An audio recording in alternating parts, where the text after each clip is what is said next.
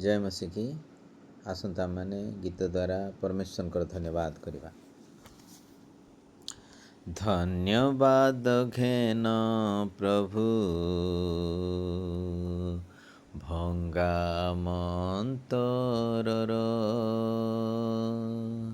स्तुति प्रशंसा हेउ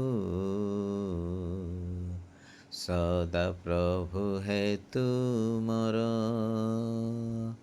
धन्यवाद हेउ धन्यवाद हेउ धन्यवाद हेउ धन्यवाद हेउ आहे सत्य सनातन परमेश्वर आहे सत्य सनातन परमेश्वर धन्यवाद घेन प्रभु भंगा मंतर तुमे पथ तुमे सत्य जीवन ए जगतर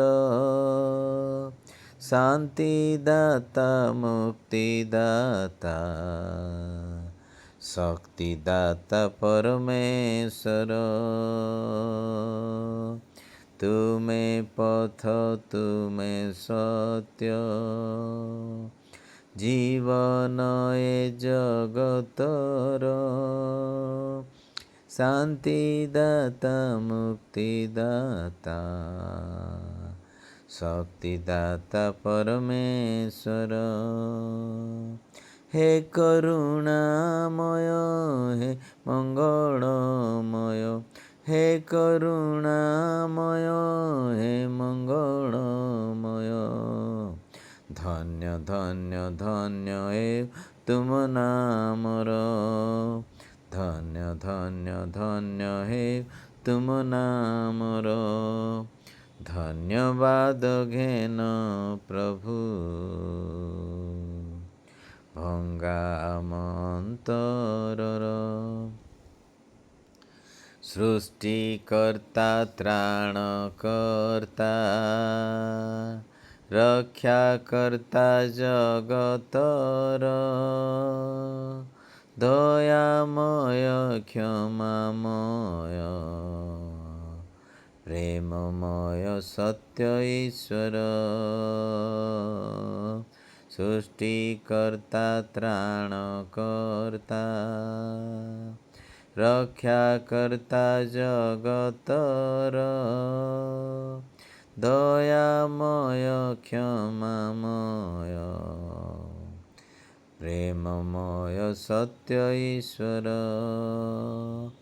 आहे सुधामय आहे मधुमय आहे सुधामय आहे मधुमय धन्य धन्य धन्य हेउ तुम नामर धन्य धन्य धन्य हेउ तुम नामर धन्यवाद घेन प्रभु भंगा मंतर स्तुति प्रशंसा हेउ सदा प्रभु है तुमर।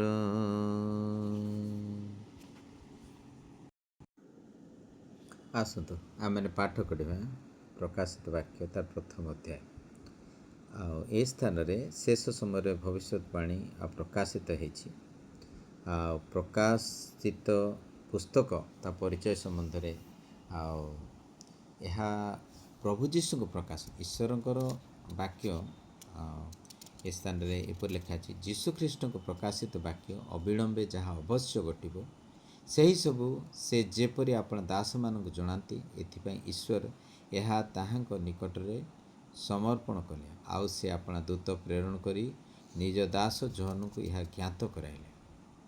द्वितीय पद लिखा जाए सही जोहन ईश्वर को वाक्य और जीशु ख्रीष्ट को साक्ष्य संबंध अर्थात से जहाँ सब दर्शन कला सही विषय रे साक्ष्य देउछि।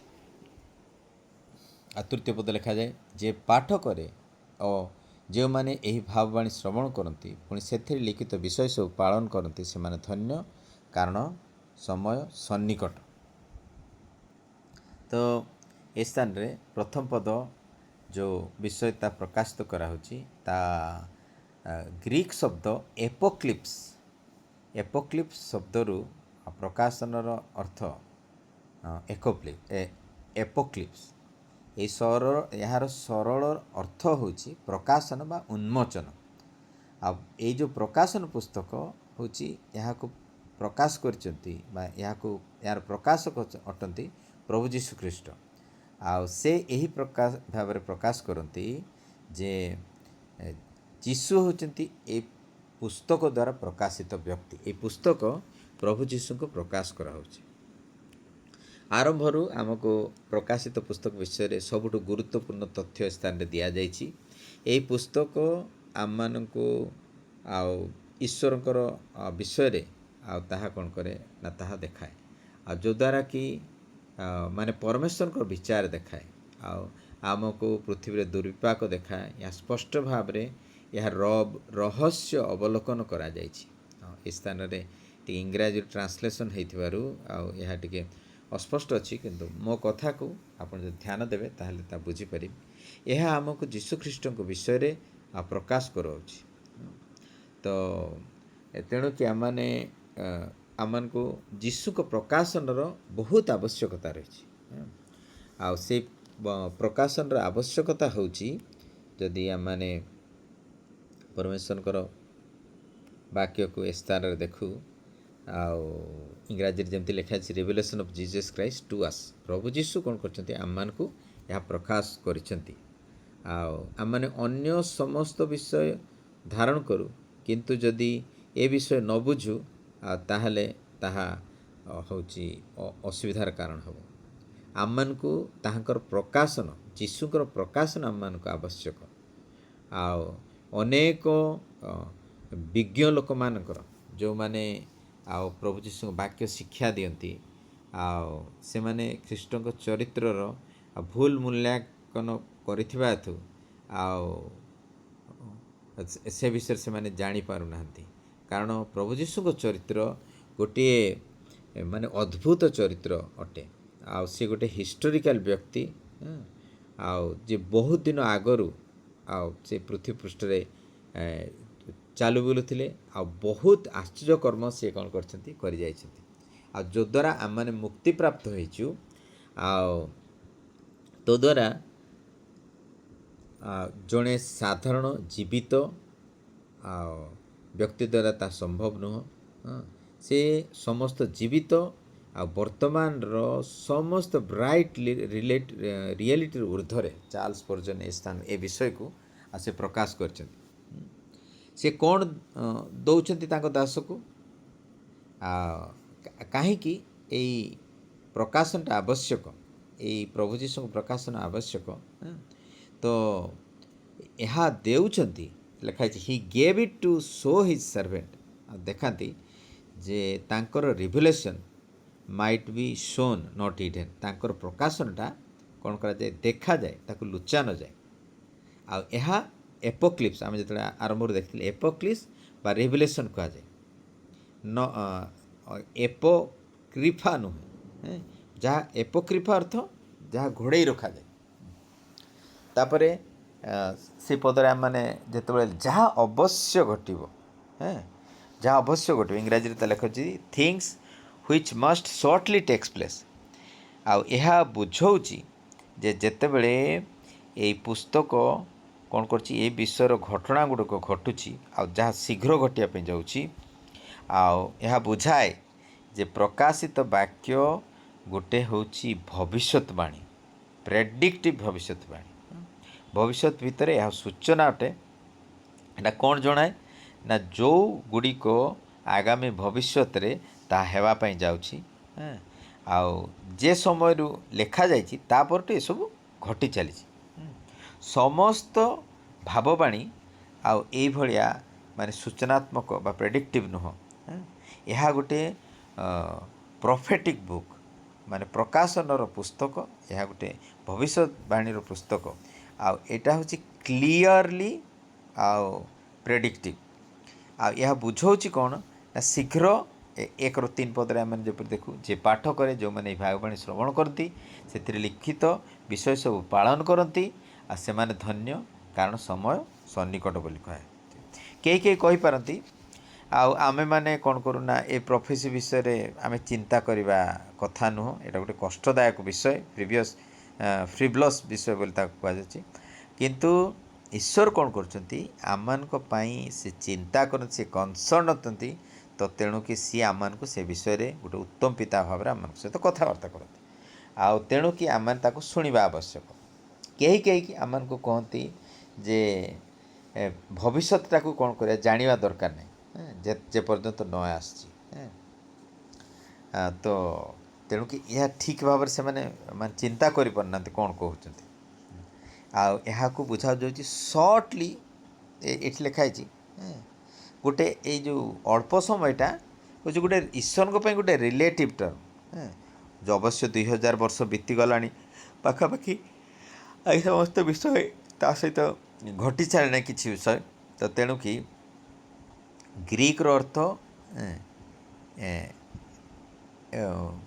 ଟେକାଇ, ମାନେ ଟେକାଇ ଅର୍ଥ କ୍ୱିକଲି ଅର୍ ସଡେନଲି, ମାନେ ହେବ। ତ ମାନେ ଏଇଟା ରେପିଡ଼ଲି ହେବ ବୋଲି ତାକୁ କ'ଣ କରାଯାଏ ବୁଝାଯାଇଛି। ତା ଆରମ୍ଭ ହୋଇଯାଇଛି।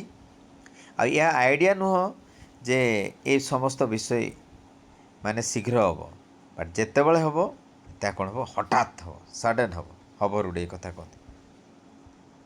ତ ସିଏ କ'ଣ କରିଛନ୍ତି, ମାନେ ତାଙ୍କର ସ୍ୱର୍ଗଦୂତମାନଙ୍କୁ ପଠାଇଛନ୍ତି କାହା ପାଖକୁ ନା ତାଙ୍କର ଦାସ ଜୋହନଙ୍କ ପାଖକୁ। ଜୋହନ ଯେ ପ୍ରଭୁ ଯୀଶୁଙ୍କର ଶିଷ୍ୟ। ଆଉ ସେ କିଭଳି ଭାବରେ ଏଇ ଯେଉଁ ସମ୍ବାଦଟା ଆଉ ପ୍ରକାଶିତ ବାକ୍ୟରେ କ'ଣ କରାହେଇଛି ନା ପ୍ରକାଶ କରାହେଇଛି ହେଲା। ତ ଏଇ ସ୍ୱର୍ଗଦୂତ ତାଙ୍କର ଏଇ ଯେଉଁ କଥାଟାକୁ ଆଉ ସେ କ'ଣ ଗୁରୁତ୍ୱର ସହିତ ସେ କ'ଣ କରୁଛନ୍ତି ନା ପ୍ରକାଶ କରୁଛନ୍ତି। ସେ କହୁଛନ୍ତି ଏହା ସତ୍ୟ ଯେ ଯେଉଁ ଚିହ୍ନ ପ୍ରକାଶିତ ବାକ୍ୟ ବିଷୟରେ ଲେଖା ହେଇଛି, ଏଇଟା କ'ଣ କରୁଛି ନା ଅନେକ ପ୍ରକାର ଚିନ୍ତା, କଣ୍ଟ୍ରୋଭର୍ସି ବା କୌଣସି ଭୁଲ ବୁଝାମଣା ମାନେ ୟାଙ୍କ ନିକଟରେ ସୃଷ୍ଟି କରିବ। କିନ୍ତୁ ଏଇ ଚିହ୍ନ ଗୁଡ଼ା ଆବଶ୍ୟକ। ଜୋହନ ୟାକୁ ଏକ୍ସପ୍ରେସ୍ କରନ୍ତି ଆଉ ସ୍ୱର୍ଗର ବିଷୟରେ, ଯାହାକୁ ପାଉଲ କହିଲେ ଯେ ପାଉଲ ତାଙ୍କ ଭାଷାରେ 2 କରିନ୍ଥିୟ 12:4 ସିଏ କହୁଛନ୍ତି ଯେ ମାନେ ପାଉଲ ମଧ୍ୟ ସ୍ୱର୍ଗକୁ ଯାଇଥିଲେ। ଆଉ ସେ ସ୍ଥାନରେ ସିଏ କହୁଛନ୍ତି ସିଏ ଯେତେବେଳେ ପାରଦୀସକୁ ଗଲେ ଆଉ ସିଏ କ'ଣ କଲେ, ଏଭଳିଆ ଶବ୍ଦ ଶୁଣିଲେ ଆଉ ଗୋଟିଏ ମଣିଷ ତା ମୁଖରେ ଉଚ୍ଚାରଣ କରିବା କଥା ନୁହଁ ବୋଲି କହୁଛନ୍ତି। ଆଉ ତେଣୁକି ସିଏ କ'ଣ କଲେ, କିଛି ଚିହ୍ନ ସ୍ୱରୂପ ଗୋଟେ ସିମ୍ବଲ, କିଛି ଚିତ୍ର ସିଏ କ'ଣ କରୁছে ପ୍ରକାଶ କରିଛନ୍ତି। ଏଇ ଭବିଷ୍ୟତ ବକ୍ତା ପୁସ୍ତକ ଜୋହନ କ'ଣ କରୁଛନ୍ତି, ମାନେ ଯେଉଁ ଇତିହାସ ଯାହାକି ତାଙ୍କ ବିଷୟରେ ସେ ବିଷୟରେ ଘଟିବା ପାଇଁ ଯାଉଛି ପୃଥିବୀ ପୃଷ୍ଠରେ, ଜୋହନ ଯେପରି ଦେଖିଲେ ତାକୁ ସିଏ କ'ଣ କରୁଛନ୍ତି, ସ୍ୱର୍ଗର ଦର୍ଶନ ତାକୁ ଦେଖୁଛନ୍ତି। ଆଉ ତାଙ୍କ ନିଜ ଭାଷାରେ ଆଉ ତାଙ୍କ ଭାବନାରେ ଆଉ ସେ ତାଙ୍କ ନିଜର ଚିହ୍ନରେ ତାକୁ ପ୍ରକାଶ କରିଛନ୍ତି। ଏ ଚିହ୍ନ ଗୁଡ଼ିକ ଆବଶ୍ୟକ, ଈଶ୍ୱରଙ୍କର କାମ ନିମନ୍ତେ ଚିହ୍ନ ଗୁଡ଼ିକ ଆବଶ୍ୟକ। କାରଣ ୟା ଦେହରେ କ'ଣ ହେଉଛି ନା ପ୍ରବଳ ଶକ୍ତି ରହିଛି ଏଇ ଚିହ୍ନ ଗୁଡ଼ିକରେ। ଆଉ ମାନେ ଏଇ ଯେଉଁ ଚିତ୍ରଟା ଈଶ୍ୱର କ'ଣ କରୁଛନ୍ତି, ପ୍ରକାଶ କରୁଛନ୍ତି। ଗୋଟେ ଏମିତି ଚିତ୍ର ଆପଣ ଦେଖନ୍ତୁ, ଫର୍ ଏକ୍ଜାମ୍ପଲ୍ ଗୋଟେ କୁହାଯାଉଛି ଗୋଟେ ସ୍ତ୍ରୀ ଲୋକ ମାନେ କ'ଣ କରୁଛି, ନିଶାସକ୍ତ ହେଇଛି ମାନେ ସାଧୁମାନଙ୍କ ରକ୍ତ ପିଇକି। ପ୍ରକାଶିତ 17:6 ଏମିତି ଲେଖା ଅଛି, I saw the women drank the blood of the saints and with the blood of martyrs of Jesus, and when I saw her I marveled with a great amazement। କିଭଳି ଭାବରେ ଲେଖା ଅଛି। ଏହାଦ୍ୱାରା ଜଣାପଡ଼ୁଛି ଯେ ଏଇଟା କ'ଣ ଅଛି, ପୂର୍ଣ୍ଣ ହେଇଛି ମାନେ ଚିହ୍ନ ଦ୍ୱାରା। ଆଉ ଯେଉଁମାନଙ୍କର ବୁଝାମଣା ରହିଛି, ପ୍ରଥମ 65ଟା ପୁସ୍ତକ ବାଇବଲରେ ଯାହା ଅଛି, ଆଉ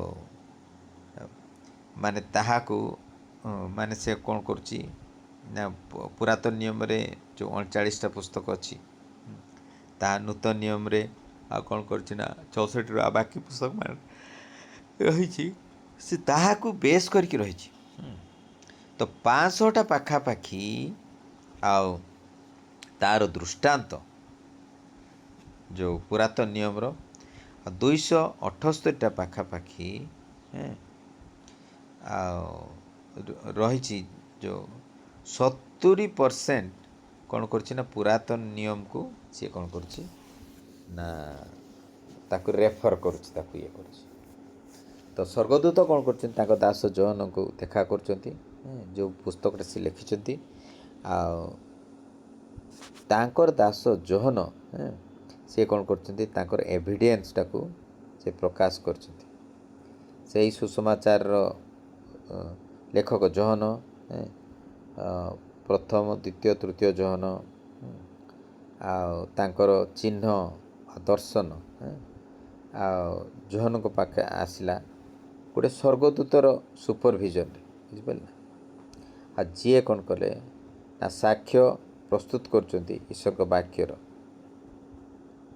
आमे देखुचु जोहन जानी जे ये पुस्तकटा गोटे पवित्र पुस्तक आ ईश्वर वाक्य आम मैंने कौन करूँ ना आम मैंने आश्चर्य हो जो माने प्रेरित मान को जो कार्य सबू नूतन नियम रे से माने पवित्र वाक्य से माने लिखिले यही केस रे आम देखु ये गोटे माने ट्रेमेंडस पवित्र पुस्तक आ प्रकाशित वाक्य जहाँ ईश्वर ठारू आसी यीशु द्वारा कौन सी मनुष्य ठारू नुहे आ सी कौन करछंती ना यह पवित्र वाक्य अटे आ ईश्वर वाक्य पुरातन नियम रु आ सी कौन करछंती यहाँ को माने प्रभु जीशु साक्ष्य बोली आम एत पर्यटन पढ़ा प्रभु तक वाक्य आशीर्वाद कर आसत प्रार्थना करें। दयालु सर्वशक्तिमान पिता ये पवित्र वाक्य आपंकर उपस्थिति चाहूँ आप प्रेजेन्स चाहूँ प्रभु ना आदित जीशु के नाम रे श्रवण करता प्रत्येक भाई भूणी को ब्लेस कर आप दास दासी प्रभु आप पवित्र लोक मान जो मैंने प्रभु जीशु कृष्ण रक्त कृत भाई भूणी मान ट्रेमेंडसली ब्लेस कर धन्यवाद प्रभु धन्यवाद प्रभु ना आदित जीशु का नाम रे आम प्रिय भाई भूणी मान हेल्थ और हीलिंग को डिक्लेयर कर प्रभु सुस्थता को डिक्लेयर कर उपस्थिति को डिक्लेयर कर प्रेजेन्स को डिक्लेयर कर प्रभु आज दिनर समस्त उत्तम कर्म आपंकर ब्लेसिंग्स को डिक्लेयर कर प्रभु आम मंगल निमंते समस्त विषय साधन कर धन्यवाद शांति को से निमंते आप धन्यवाद प्रशंसा आपंकर गौरव हो आप स्तुति आपंकर महिमा आप प्रशंसा प्रभु भाई बहन का आशीर्वाद करते अक्रॉस द कंट्री प्रभु अक्रॉस द नेशन प्रभु हम ब्लेसिंग्स को कहूँ प्रभु हेल्थ और हीलिंग को कहूँ प्रभु समस्त रोग को कैंसल कर प्रभु दारिद्रता को कैंसल कर यीशु का नाम है कन्फ्यूजन अज्ञानता को कैंसल कर प्रभु प्रभु पाप को कैंसल कर प्रभु लोभ को कैंसल कर प्रभु धन्यवाद ना आदित यीशु का नाम है प्रत्येक प्रभु आत्मिक मानसिक शारीरिक आर्थिक ब्लेसिंग्स को ना आदित यीशु का नाम रिसीव कर हालेलुया धन्यवाद प्रभु आप आत्मिक भाई भूणी मानकर आपण आम आत्मिक पिताकर आ प्रभु अनुग्रह को ना आदित यीशु का नाम रिसीव कर धन्यवाद प्रभु प्रार्थना सुनिश्चित उत्तर दीजिए प्रार्थना प्रभु यीशु का नाम में मांगुछु आमेन।